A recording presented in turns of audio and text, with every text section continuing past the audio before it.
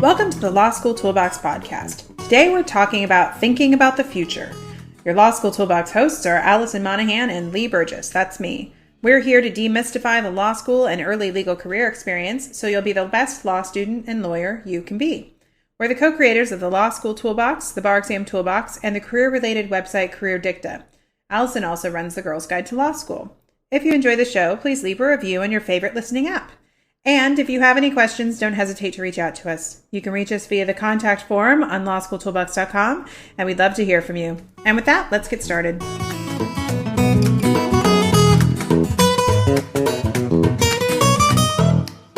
Welcome back. Today, we're talking about thinking about your future and long-term goal setting in law school. Well, Lee, why did you think this was a relevant topic? Well, recently, I've been talking to a number of friends in their mid-30s to early 40s who are not loving their career options or choices. This is both in the legal profession and beyond. I guess, is this a midlife crisis? I don't know. But anyway. Maybe. They might be in jobs where they don't have the flexibility they want, or they work too much, or they might be trying to figure out how they can stop working altogether and retire as early as possible. And I think most law students start law school in their 20s. And so they're not really thinking about these realities that come to set in as you get a bit older. But it isn't too early at that point to start thinking about what you might want your life to look like in the future. So your choices will really lead you there. So today we're going to raise some questions you should start to think about and chew on so that you can find your path and hopefully find career and personal happiness, which we realize is a lofty goal, but isn't that what we're all searching for anyway? Right. And I think that's a fair point. I mean, if you're in your early 20s and you're thinking like, oh, I'm just going to, be a world beater and go be a partner in a firm and like be a superstar and argue in front of the Supreme Court. I mean, those are all great goals, but you're probably not thinking about how that's going to impact the rest of your life. And ultimately, for most people, work is not the sole and only focus of their life, particularly as they get older. Yeah. So I think thinking early about what you want your work life to look like is really important, particularly in something like the legal profession, where the kind of stereotypical work is not really necessarily the best work-life balance. If you talk to people who are lawyers, even the ones who love what they do, they will generally admit that they work more than they would like to. Yeah, I think that that's true. And I know you and I were at a lunch talking about this too, that once you're in these environments, there's this element of kind of groupthink where everyone justifies the realities of these lifestyle choices in these positions. And it just becomes this environment where you might be complaining because somebody's upset that you aren't able to, you can fill in the blank, be at something, or you have to work late, or XYZ. There are lots of things that can cause frustration with people that you share lives with based on your work choices. And then you go to work and everyone's like, that's totally unreasonable. Don't you know this is the realities of this job? And then they start to reinforce that, maybe working crazy hours is totally normal and everybody should respect that and like that. And that's not the reality. Right. So you go back to your partner and you're like, what do you mean you get upset when I have to cancel dinner plans that we made 2 weeks ago? Like, that's just what happens in a law firm. Like, Get on board. And it's shockingly enough, the average person who is not working in a law firm is not going to be like, oh, okay, I'm totally cool with that. They're going to be like, this is ridiculous. Like, how are you? Like, I'm not just going to accept this. This is not a way to live. Yeah. Yeah. I mean, it can be a real challenge. So you ought to start asking yourself about what you want a work life to look like. So for instance, do you want to go to the same office every day? The same hours every day, work at the same desk every day. The beauty of the new world, I guess, that we live in, this new technology world, is that's not always the case. But a lot of people, it doesn't have to be the case. But that is what a lot of jobs are. So you want to ask yourself, if you've ever had an office job, did you like it? Or did you find that grind was very frustrating? Yeah, I mean, for me, I just found it totally ridiculous that I was billing all these hours and I was expected to do it at my office, my private office with a view, blah, blah, blah.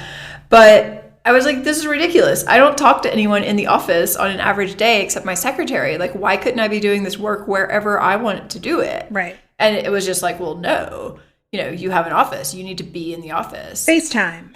Yeah. And it was just like, but FaceTime. I'm literally having conference calls with other people in the same office. Mm-hmm. Like, we're not meeting in person. We're on a 4-hour conference call with outside counsel for 6 different clients.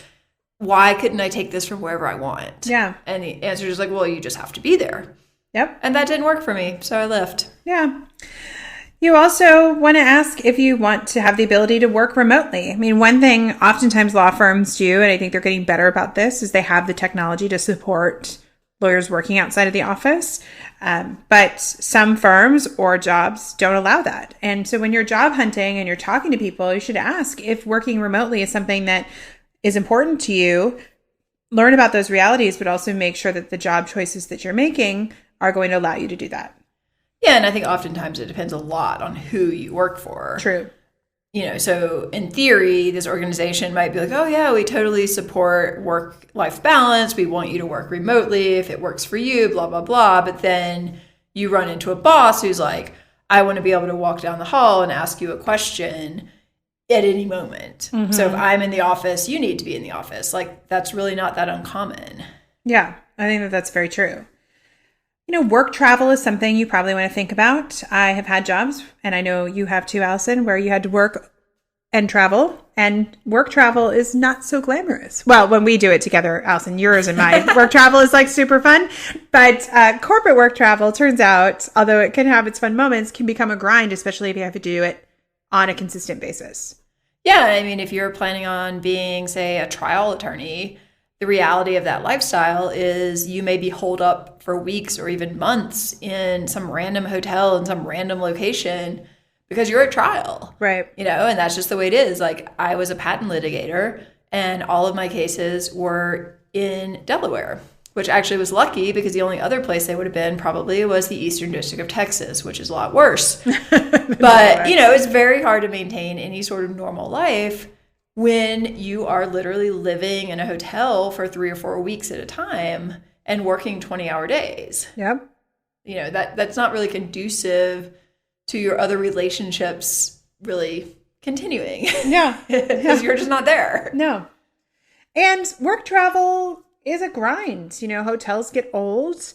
The same like room service menu or the same breakfast menu like every day. The same, even a buffet. You're like, God, I have to have the same like 3 items off of the stupid buffet for like the 27th day in a row. Like, kill me now. And I just remember like taking my luggage and like scooping out 1 week's of clothes and like putting them in the dry clean bag and then just like putting in a new one. Like, it was just like you're just rotating your closet. I had like a couple weeks of outfits that would just kind of rotate through.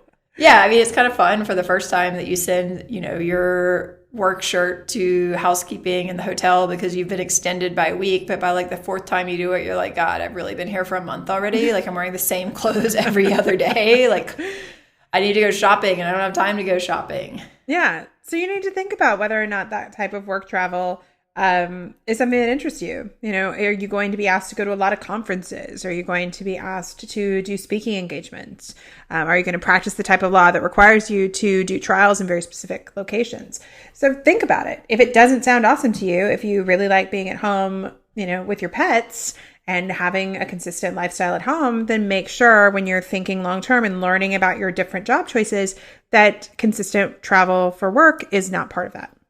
Yeah, and I think it's just trying to get an understanding of what your life might look like if you went into different areas of the law. So even if, say, you're looking like, okay, definitely wanted to go the firm route for a while, there are practice areas that are more or less crazy. So True. If you're doing trust and estates or you're doing ERISA or something like that, your life is going to be a lot more predictable than someone who's a trial litigator or doing like M&A deals. Yeah.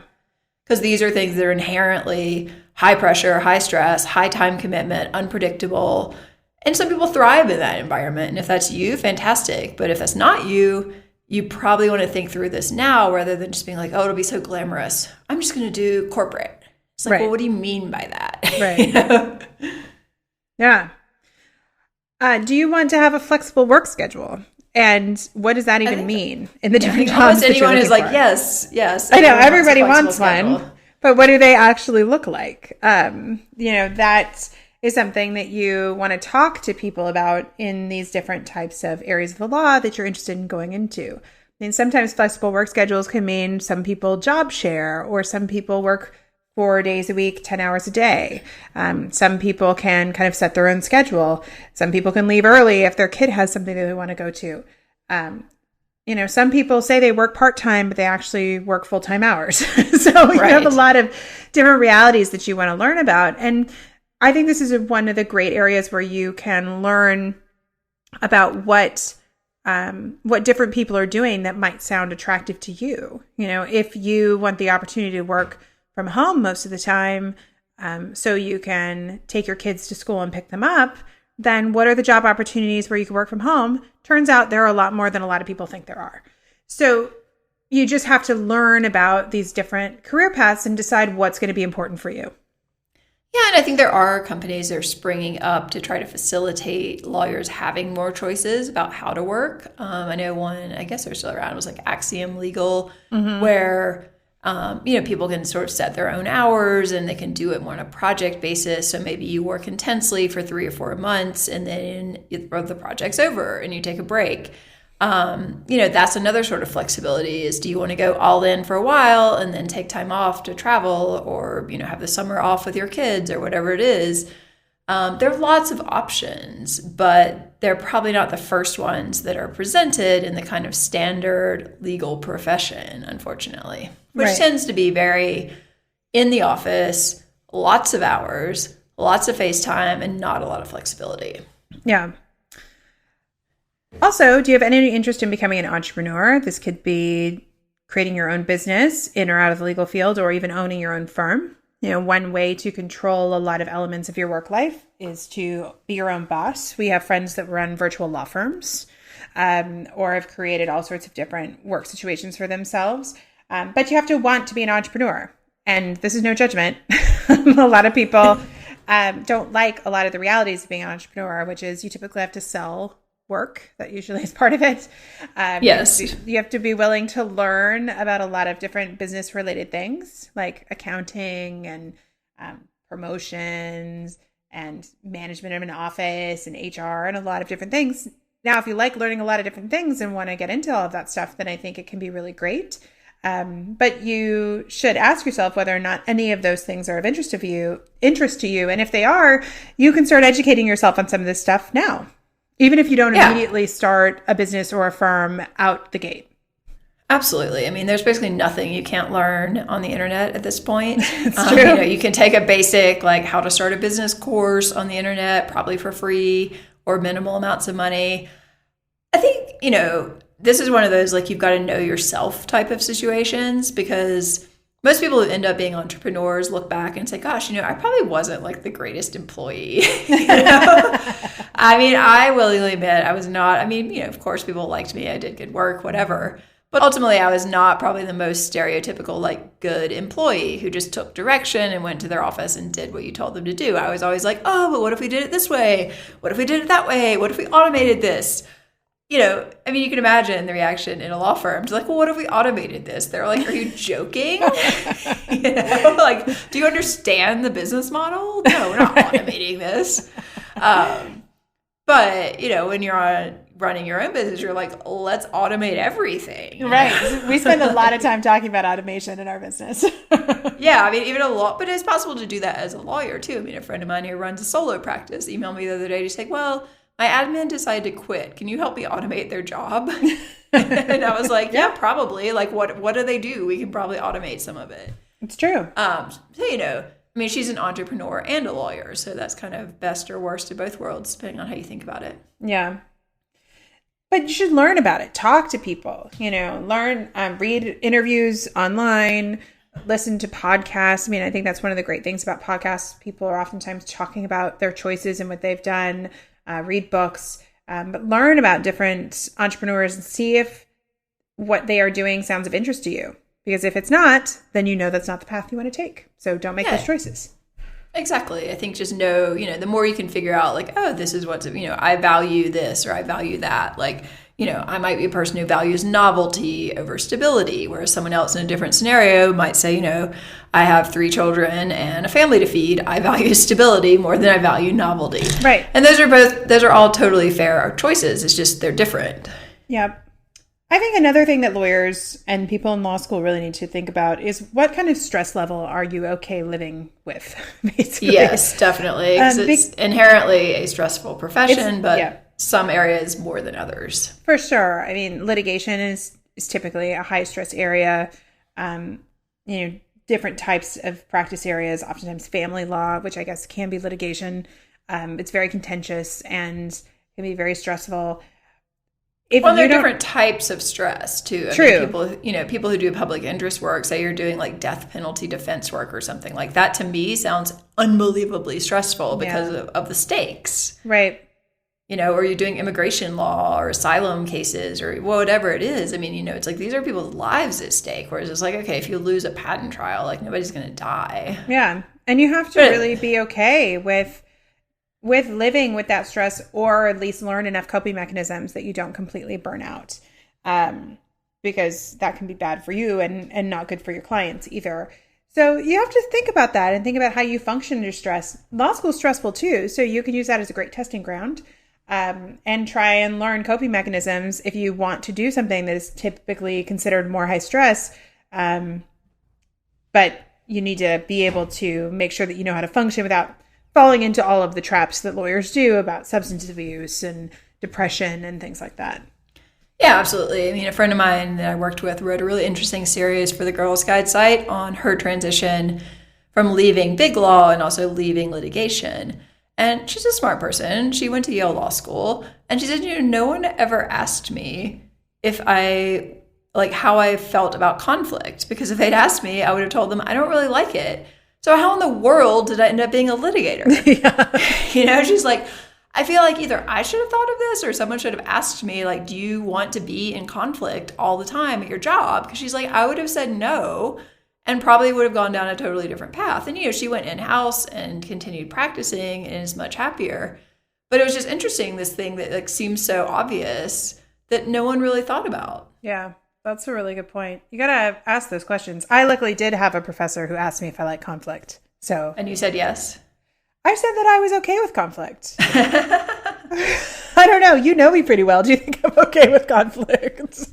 Yeah, I don't know. I mean, I guess it's always like, and what type of conflict and I think part of litigation that just gets grinding is you might be dealing with every single phone call is a conflict. It's not just the big picture. Like there's a dispute. We're trying to resolve it.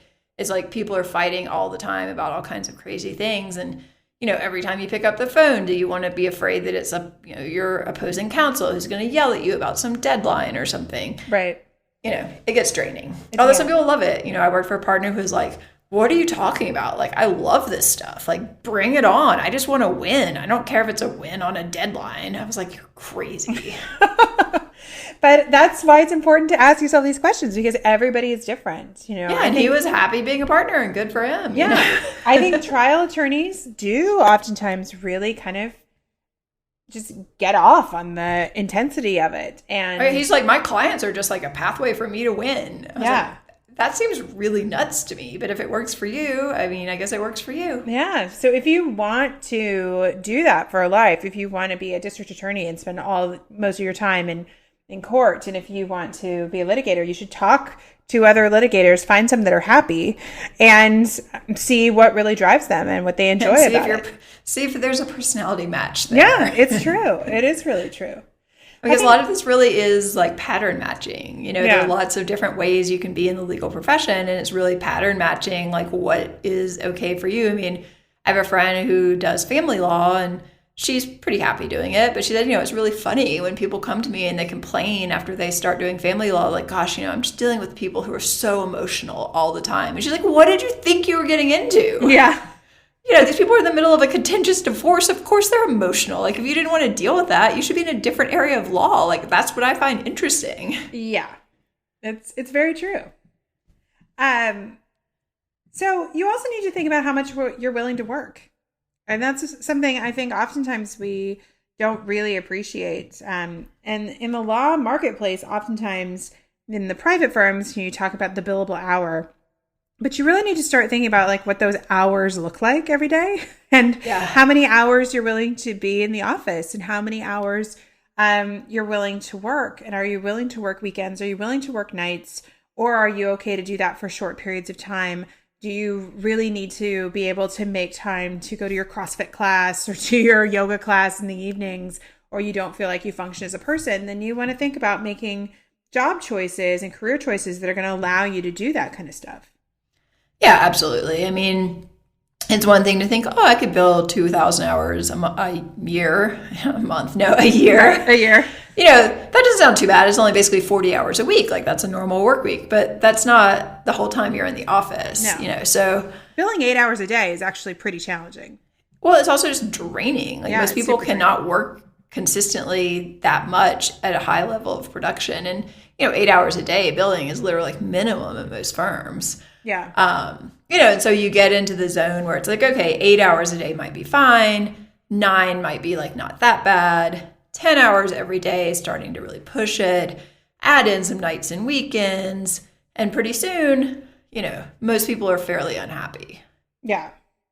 Because it's those extra hours that are basically burning into your, you know, your non-work life, whether it's travel or exercising, maybe volunteering or hobbies. You know, it's important that you have time to do things besides just work. That's true. And that's oftentimes when people talk about what makes their life rich, it's these things outside of work too that really make their life exciting. And if you want to travel, and if international travel is really important to you, calculate how many weeks off a year you need to do that and make sure that you have a job that allows you to do that, because some jobs are going to give you a couple weeks of vacation and that's it. And that includes like all the holidays. You know, it's not that much. 2 weeks of vacation isn't actually that much when you start really piecing it out. It's like nothing. You take your birthday, you take your partner's birthday, you know, pretty soon you're like, you got sick a couple of times, you've got nothing left. Yep. And also, you know, think about whether you're actually going to be able to take that vacation. True. And really be disconnected. Certain workplaces are far better than others about that. You know, I always love it when they're like, oh, there's unlimited vacation time. It's like, no, that just means there's none, basically. And that you're not going to pay people for it when they don't take it. Right. No, it's true. And then I think you have to think about whether or not you want to have a family. I think one of the things that's hard in your 20s, if you're not, especially in a serious relationship, is this idea, and I think maybe this is more for women than men, of like, do you want to like have a family life? And for me, I really thought, if you'd asked me in law school if I would like be settled down and be a parent, I think I would have told you no. I think I would have told you that I thought I was really just going to work. And one of my goals was to have disposable income to be able to travel and do a lot of these other things. But that like that settling down goal was not really on my list. It wasn't like I wasn't like looking for a partner, but I wasn't counting on that. And I think that, you know, there are folks who know that that is one of their goals in life, that they want to, you know, get married or have a significant other. They want to have children. And if those are your, you know, serious goals, then you want to make sure that you are setting yourself up to be able to do that. You can't plan when you're going to meet somebody, although I have some amazingly like high intensity, powerful women in my life who are like, husband hunted, found a great guy, like had a timeline and got everything done. But I think most of the time it's not that easy to do. You oftentimes can't plan when you meet somebody. You can't plan when you're going to get pregnant, and things like that. You can't plan if you're going to have fertility issues. But it doesn't hurt to just kind of imagine what you would like that life to look like. You know, if you have children, do you want to spend a lot of time with them? Do you want to spend a little time with them? No judgment either way. We were just talking about toddlers on the phone before we started this podcast. You I mean, there are moments. May not want to spend time with them every moment. Might be happy to send them off with the nanny for an hour or two if they're having a total meltdown. But you kind of should start to think about what kind of life, you know, you want. Do you want to travel, you know, with your family, and things like that? Do you want to be the primary caregiver? We were talking to someone recently, and I've heard this from other people who said, you know, I thought the hardest part of having kids was going to be when they were really little, but now I realize as they're getting older, in a lot of ways, it's actually harder, you know, to be at my job all the time because they want me there, not just someone who's going to play with them and feed them, but like they can express those desires in ways they couldn't when they were infants. It's true. Yes. When I got back from our recent business trip, my son said that he missed me and that he didn't like when I went away. And I told him that I totally understood. And then he just told me next time I was supposed to take him with me. So lucky you, Allison. Oh, there you go. We'll just bring him along. I was like, well, not all business trips work like that, buddy.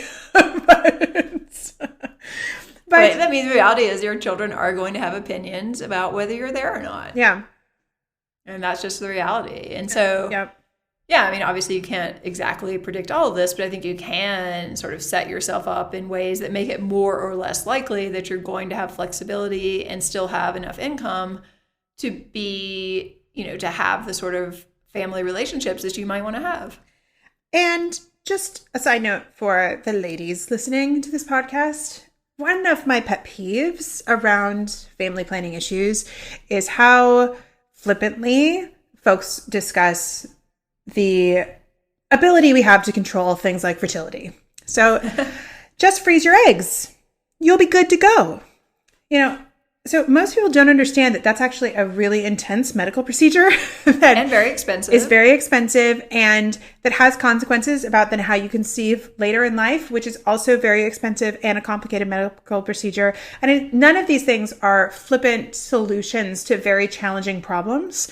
Also, I have heard from my friends who are body workers and acupuncturists and things like that, when I tell them I'm a lawyer, they will oftentimes say, oh, we see lawyers in here all the time because they are so stressed and pushing themselves so hard. And they wonder why their bodies can't get pregnant, and under this idea that if you are pushing yourself to extremes all the time, it can be hard to slow down enough to allow yourself to make, your body to make these physical changes.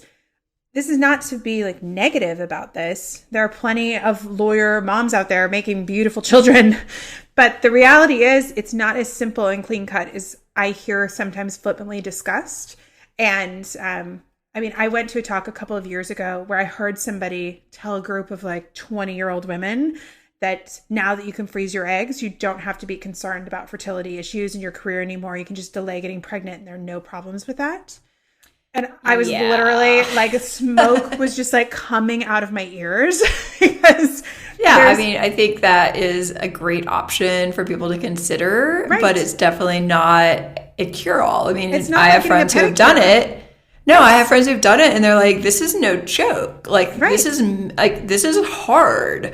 I'm miserable doing this, and I don't know if it would even work in the end. There are all these uncertainties. It's not just I'll just make an appointment. Exactly. Your pedicure is great. Just go in for a pedicure, freeze your eggs, Right. It's not like that, And so again, I'm glad that science is giving us these options. And I think they're important to discuss, but they should not be discussed flippantly, as I believe that they are in some cases. Well, and it's also, this is not just for women. There are a lot of men who would like to be spending more time with their kids when they have them, and they really haven't given thought to what they're going to do. Mm-hmm. I think most women, at least the thought occurs to them, is this job going to be compatible with other things? But for a lot of men, it's I'll just do this. And then, there's a lot of sadness around, I never see my kid. The firm I worked at, one of the partners had a new baby and his wife brought the kid by every day at 8 p.m. to hang out with him for 20 minutes or something. And it was kind of sad. Yeah. I have some friends who, he had a very critical job where he couldn't take any sort of paternity leave really when his first child was I've seen born. that. Yeah. And then he has switched and now is working in Silicon Valley. And he was saying how he took months off, because that's the norm in Silicon Valley now, for paternity leave. Depending. Yeah. And he was it never even occurred to him to take months off last time because it wasn't even practical, but how much he's enjoyed this time, with both of his kids and his wife. And so, it is something that everybody needs to kind of think about, especially as you get closer to making those life decisions, of starting a family is, what do you want that to look like? And, I also have friends that are adopting children and fostering children, and those come with its own realities too. You oftentimes get very little notice of when you're going to become a parent, which that makes me respect adoptive parents and foster parents so much, because if you naturally get pregnant or you get pregnant and you like carry a child, you get like a good amount of warning. You know, things can happen, but like it's not like you've got 9 months. You wake up one day and there's a phone call and then you're all of a sudden a parent. And so you have, if those are your life goals, if that's the way you want to create your family, which I think is amazing, you also need to make sure that your life is set up to be able to pivot on that moment's notice. Yeah, absolutely. I mean, I have friends who've literally gotten the call, like, you're getting an infant in 3 days. You know? And it's like, okay, like, what's going on here? How are we going to do this? I have a friend All hands on deck. Yeah. I have a friend who got the call that said they are delivering the baby now and the baby's going in the NICU. So in the matter of days, she's a NICU mom. Whoa. You know, like, that's crazy. Luckily, the baby is like totally fine and like chubby, happy, amazing. But you just show up one day and you're a NICU mom. I mean, that is like, that is just its own type of reality. So again, though, a big firm life may not make some of those choices as possible. A trial lawyer may have a lot harder time being able to create flexibility for family choices. So you got to think about it and you have to chew on it and make sure that, you know, whatever you're setting up for yourself is going to lead you down the road so you can make these choices when you want to make them. Right. And I mean, I guess the flip side of this is you've got to start thinking about your finances too, because it's all well and good to be like, oh, you know, we should all have careers with flexibility and the ability to leave work for 3 months if we get a new baby unexpectedly. But, you know, the reality is, like, how are you going to fund your life? Like, do you have a huge debt load? You know, do you understand the long-term ramifications of that? Are you paying attention to the ways that some of the stuff may be changing, particularly if you haven't started law school yet? You know, I think I would have serious concerns about taking on huge amounts of student loans if you're planning on doing something like public interest repayment in the current climate where, like, that really may be phased out. Right. Yeah, let alone ever-changing tax codes and things like that. Right. I mean, it's just, you know, it's a lot. And there's a lot of stuff going on in the educational sphere right now that I think people who are considering law school really need to pay attention to. Mm-hmm. Yeah, now would be a great time to try and get a scholarship. Yeah, seriously. If that's an option for you. Yeah, I might not just rely on like the promise of loan repayment later. Like, take the money up front if you can get it. Yeah. And if you do have that huge debt loan, if you do have a huge debt load or any debt load, you do have to think about how you might be able to save money in the future. You need to sit down and really understand what those loan payments are going to look like, and you know, and calculate what you need to take home to make your life work. Because that could be a huge chunk of your salary is just going right out the door. And that's hopefully people have given this some thought before taking out the loans, but you never know. Well, I think there's some thought, and then I think it's different when you say, okay, so it's like a $900 check every month or whatever it might be. You know, and like if I'm only making so many thousands of dollars a month, that's, you know, a percentage of my salary. I think it all sounds very abstract when you're getting into law school. I think when you really start to sit down and say, okay, what amount of money do I have to make this go away? Or am I going to be saddled with this debt for 10 or 20 years? I think that could be very sobering. Yeah. Very sobering. Yeah. I mean, I think, you know, and for different people, they have, you know, different people have different tolerances for having debt. Mm-hmm. And, you know, a lot of it depends on like, what are your interest rates? Can you refinance at a lower rate? You know, if you can refinance, maybe you can spread it out and it's less painful. But, you know, you have to think about all these things, like, where are you going to live? Is it going to be an expensive city? Maybe you want to relocate somewhere cheaper. But then if you do that, maybe you don't get paid as much and a higher percentage is going to your loans. So these are all the things that, you know, we can't answer for you, but you need to be thinking about even before you're getting that first job out of law school. Yeah. And, you know, as you start making money and as you start thinking critically, you know, learn and talk to some folks about your different options. Does it make the most sense to invest some money so it can grow? You know, should you be buying a house or should you pay down your student loans as fast as possible to get out of that debt? These choices are going to be different for everybody. A lot of it involves interest rates and capital and what your life choices are. Yeah, the judge I worked for had one piece of advice for all of his departing clerks, most of whom, you know, obviously were going to work at a big firm for a while, but probably not forever. And he was like, just don't take on a mortgage. And what he meant by that was basically don't get trapped. Yeah. Don't get trapped in a financial situation where you have to continue working at this highly paid job when you don't want to be there anymore. Because he's like, that's when people get really miserable. Yeah. And if you create a situation where you've got the golden handcuffs, it's probably not going to lead to a place you want to go. Yeah. So you just need to be really thoughtful about this. There are ways that you can pay off your law school debt faster than others. Didn't we do a podcast a while back about the guy? I did a podcast with a guy who paid it off in like a few years by like living like with somebody. Yeah, living like a student and like renting out his Airbnb, extra rooms on Airbnb and driving for Uber and like all this stuff. I think we did do one. We'll find that one. We'll find it and link to it in the show notes. But, there are creative ways where you can decide what your financial priorities are and throw money at that problem. You can, if people don't know what to get you for the holidays, you can ask them for money to help. Yeah, a month of loan payments. A month of loan payments. Or, and then you can, put that money away directly. They now have lots of different bank account systems that'll I guess it's like called, one of them I just learned about, and I can't remember the name of it, was like it's called like Roundup or something like that. And like rounds up all of your bills and then takes the extra money and puts it in a savings account so you never notice it. Right. People do automatic savings out of their checking account so they never see the money go different places. But you need to just kind of educate yourself on what your options are. So when you're looking at jobs and looking at careers, you can say, okay, I have to make this much money to survive, to pay my loans off, and to like set myself up for this life that I want. So look for jobs that will pay you at least that much. Yeah, and I think also it's just about getting a handle on a lot of this stuff. I mean, I know for me, for like years after graduating from law school, I basically would have like an anxiety attack every time I looked at my student loan balance. So I just didn't look at it, which like maybe wasn't the best approach to that problem. And so, there are books and things you can read that will help you figure out where your money should go. I mean, you probably want some sort of emergency fund and that type of thing. I mean, none of this stuff is super glamorous, but the reality is you're going to feel a lot better once you have the basic scaffolding of your financial life and your financial plan in place. Yeah.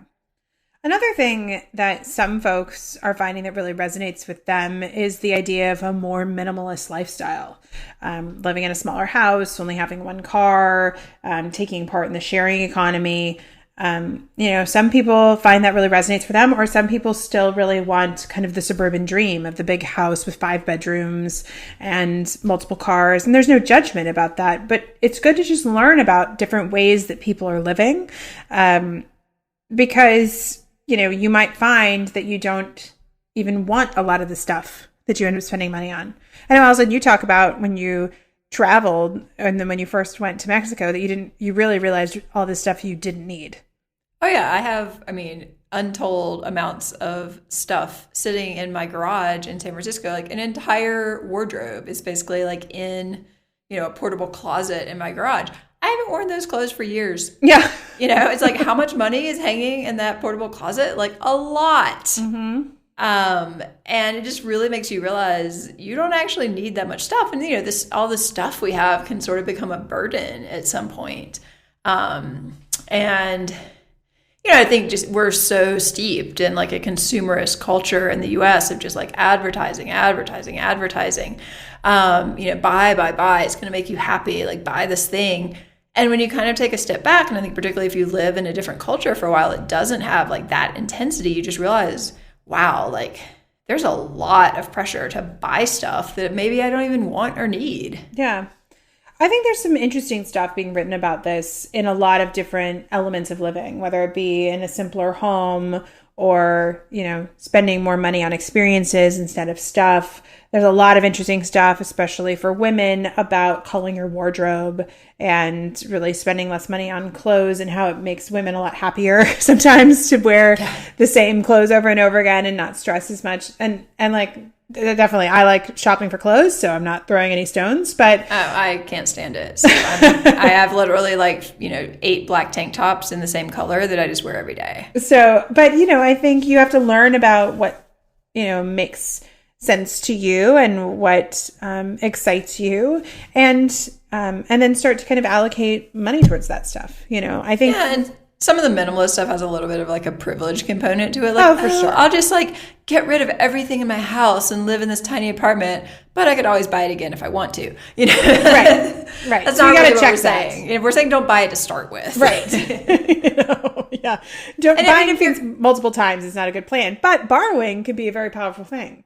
Yeah, and if you're coming out of school, I mean, realistically, you've been living as a student, so you probably are going to have to start making some purchases to set yourself up for, professional life. But, I think, again, if you continue to live a little bit more like a student for even a few years, and you buy your suits at Banana Republic or whatever instead of some incredibly expensive store that all the partners shop at, you might actually end up better off in the long run and have more money to put towards things that you would actually like to be spending money on, not just random clothes. Right. And these decisions also get much more complicated around finances if you already are supporting a family and have a spouse and have a home and those kinds of responsibilities. But you still then really need to sit down and decide what sort of financial income you need to be making to make all these pieces work. Maybe you're supporting other family members. Maybe you have parents that you're supporting. Then you really need to make sure that all of these line items are going to, line up. Right. And I think, again, like there can be a lot of groupthink among lawyers about this. I remember a partner at the firm I worked at telling me, in all like totally complete seriousness, I just don't understand how anyone could live in San Francisco on less than $500,000 a year. Oh. And I'm like, you do realize most of the people working for you are making way less than that. Right. And somehow are still managing to survive. Yeah. He's like, I just don't see how you guys do it. I'm like, you are crazy. Yeah. Yeah.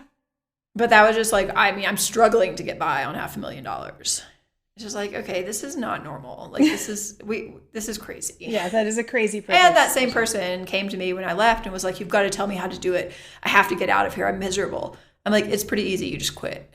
You quit and then you don't, unfortunately, make $500,000 a year. Yeah, and then you downsize, basically. Yeah, exactly. Like, that's the trade-off. I think he's still there. Yeah. So outside of finances, I think another thing to consider are the lessons learned from past career choices that you can apply to your future ones. So I've discussed how I didn't like a lot of the realities of my pre-law school job. And then I ended up picking a post-law school job that had a lot of the same similarities. That was not my wisest choice. Yeah, that happens a lot. Yeah, it happens a lot. So, people come to law school to transition into something else and then find themselves falling back into basically the same habits. Yeah. So that's something if you really did leave a career that you weren't happy at, maybe you should write down some of the things that you didn't like so you can review that list later when you're trying to justify new career choices. Yeah, and really to make it clear to yourself what your non-negotiables are so that a couple of years later when you're looking at which law job to take, you have clarity on that. And you probably, it might stop you from getting back into that same scenario that you didn't like to start with. Yeah, exactly. So it's worthwhile to just take some time to reflect and set goals. I've also seen this called like make your own mission statement, where you kind of say like the things that are important to you so you can go back and make decisions based on it. But sometimes writing things down in a journal or even like a note on your computer can be very helpful when you're reflecting because we can rewrite history. We've all done it. So you're like, it wasn't that bad that I had to travel like 4 days out of every week. Like, right. Okay. There were some downsides, but it wasn't that bad. I had a plant that lived. It was fine. Yeah. And then you realize like, no, this was the reason I left this job. Like I should not put myself in the same situation again because I will probably have to leave again. Right. Exactly. So all these types of questions and future planning that we've been talking about can be a bit anxiety inducing. We have all had our moments. So what can you do? Well, it shouldn't be that crazy of an answer. You have to work on it and educate yourself, basically. Yeah, and oftentimes working with someone else, I think, can be helpful. Like this is a great role for a coach. Yep. Because these are people who are trained to help you kind of get to these decision points without having a total nervous breakdown. Yeah. They have skills here. I also think, we've been talking a lot about finances, that it's a good time to get comfortable with your finances so you don't turn out like Allison where you don't open your like loan Yeah, I'm like pretty much just, I mean, it's just not my forte, like managing my finances. I mean, I'm fine with big picture stuff. I'm good at investing, but like the day to day, not so much. Not so much. So you might want to start keeping a budget. A law school is a great time to do that because your life is typically simpler than it is at other points. And you often don't have extra money to spend. Right. And a tool that we've read great things about, although I haven't used it myself, is youneedabudget.com, where you can learn about how you're spending now and make better spending decisions in the future. And then maybe you'll have even some historical data to, post a job to be able to compare to and be like, wow, I was spending this on food, but now I'm spending this on food. What changed? I think that can be really helpful. Yeah, because the reality is a lot of particularly young lawyers are literally living paycheck to paycheck. Yeah. Which is kind of terrifying. I mean, I remember being in the firm and realizing like I was basically waiting for my next paycheck so I could pay like my electricity. And I'm like, this is crazy. Like, I should not be doing this. Right. And you start looking at, okay, well, what's causing it? And for me, it was like, I'm paying way too much rent. Yeah. I need to move somewhere cheaper. And I did. And then suddenly I was like, oh, now I have money to put in savings. And, my life is a lot less stressful because I got rid of this extraordinarily expensive apartment in San Francisco. Yeah. We've already talked about it, but you need to learn about your school loans and the variety of repayment options. If you need to defer, if you need to refinance, I think it's never too early to learn about that kind of stuff. And you should talk to people. Everybody's got a different path. Everybody's got a different story. Everybody's found these pivotal points where they have to make decisions to go, each direction on the fork in the road. And listening to people talk about their stories and what makes them happy about what they do or what makes them happy about the choices they've made can be very powerful. Yeah, absolutely. And I think the sooner that you can kind of start really thinking specifically about the choices you're making or that you plan to make, I think ultimately probably the happier it would be. I mean, obviously, no one can predict where they're going to end up. I mean, I don't think you can even predict, your 5-year plan or whatever. It's funny, I saw a Facebook thing, I think today, where they're like, 5 years ago, this picture, and it reminded me like where I was at that moment in time. And I just thought, my God, I could not in 1,000 years have predicted 5 years later where I would be. But that's not really what you're trying to do. You're trying to put yourself on a path to be able to make the choices that you want to make, not necessarily to predict like, okay, I'm going to be like an AUSA and be married and have 3 children by the time I turn 32, or whatever it is. Like that's not realistic. Yeah, I think that's true. So you got to just keep your options open, but spend time, thinking about what's important to you. So when you have options on the table, you can make the best choice for you. Yeah, and that you're setting yourself up really to have those options in the future, even if you can't predict exactly what they're going to be right now. Yeah. All right, well, with that, we are out of time. If you enjoyed this episode of the Law School Toolbox Podcast, please take a second to leave a review or rating on your favorite listening app. We would really appreciate it. And be sure to subscribe so you don't miss anything.